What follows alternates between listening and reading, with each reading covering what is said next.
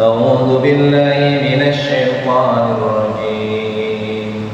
بسم الله الرحمن الرحيم. أتى أمر الله فلا تستعجلوه سبحانه وتعالى عما يشركون. ينزل الملائكة بالروح من أمره على من يشاء من عباده أن أنذروا أنه لا إله إلا أنا فاتقون. خلق السماوات والأرض بالحق تعالى عما يشركون. خلق الإنسان من نطفة فإذا هو خصيم مبين.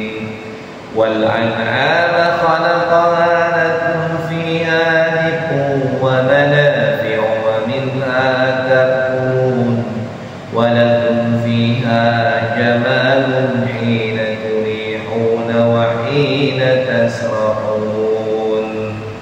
وتحمل أثقالكم إلى بلد لم تكونوا بالغيه إلا بشق الأنفس إن ربكم لرؤوف رحيم.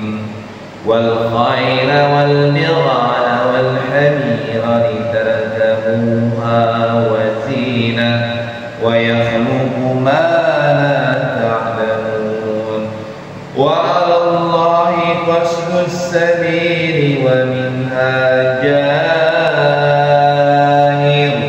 ولو شاء لهداكم أجمعين. هو الذي أنزل من السماء ماء لكم منه شراب ومنه شجر فيه تسيمون. ينبت لكم به الزرع والزيتون والنخيل والأعناب ومن كل الثمرات إن في ذلك لآية لقوم يتفكرون. وسخر لكم الليل والنهار والشمس والقمر والنجوم مسخرات بأمره إن في ذلك لآيات لقوم يعقلون. وما ذرأ لكم في الأرض مختلفا ألوانه إن في ذلك لآية لقوم يذكرون. وهو الذي سخر البحر لتأكلوا منه لحما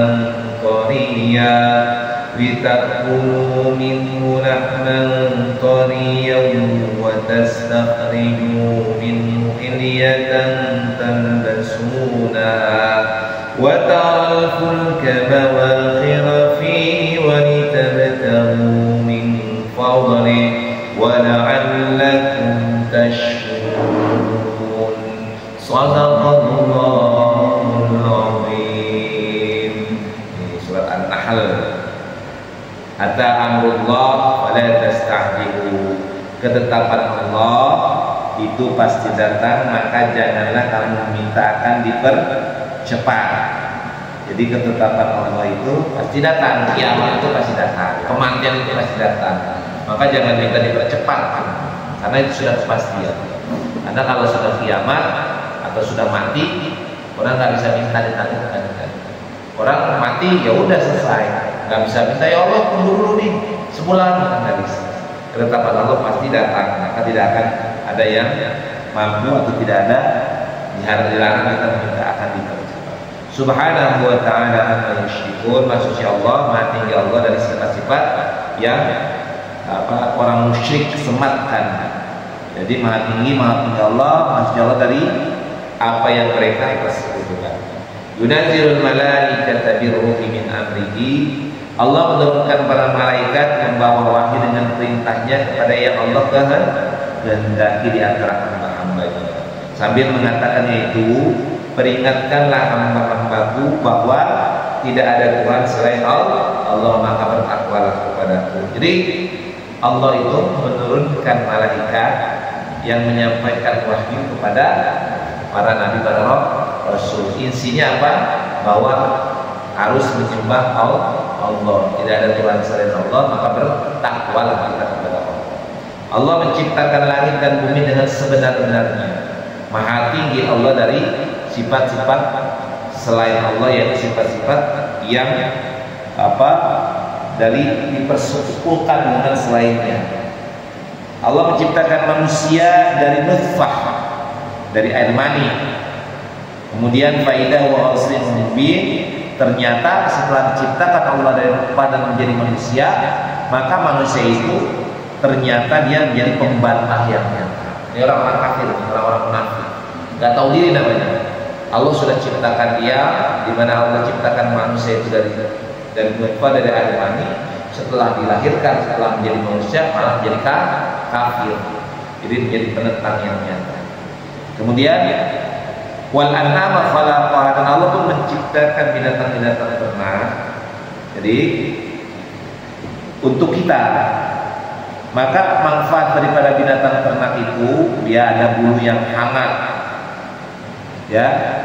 Jadi salah satu manfaat dari binatang ternak itu bisa dijadikan bulunya, kulitnya, kayak domba, sapi ikan kulitnya, atau kadang-kadang beruang itu kalau orang-orang dulu bahkan di samak atau tadi masih ada bulunya, sehingga dia bisa menghangatkan badan. Kalau ditutup utara, padahal kalau lihat di TV itu orang-orang kutub utara itu bajunya itu pakai bulu, ya, karena ada bulunya penghangat, karena bulu itu bisa menghangatkan badan kita. Kemudian dan manfaat-manfaat lainnya, dan sebagiannya kamu makan, dan kamu memperoleh keindahan daripada binatang-binatang ternak itu. Passion lah, ada passion dari kulit, dari bulu. Kemudian ketika kamu membawanya kembali ke kandang, dan ketika kamu melepaskannya atau ke tempat penggembalaan. Dan binatang ternak itu berfungsi untuk mengangkut beban-beban kita, kayak kuda, kayak sapi, gitu kan, ke suatu negeri yang kamu tidak sanggup mencapainya kecuali dengan susah payah. Jadi dengan perantaraan kuda, perantaraan unta, kita bisa menempuh perjalanan jauh. Kalau jalan kaki susah, apalagi daerah Arab yang berbukit-bukit, berbatu-batu.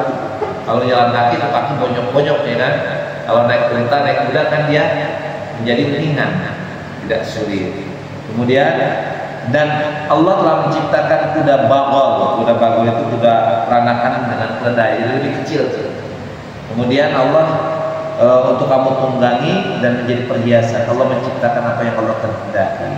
Dan hak Allah menerangkan jalan yang lurus. Walau yaqadus sabil wa minha jahir, dan diantaranya ada jalan yang menyimpang. Jadi ada dua jalan, ada jalan lurus nama jalan shiratal mustaqim, ada jalan yang jahil, yang berbelok, yang menyimpang.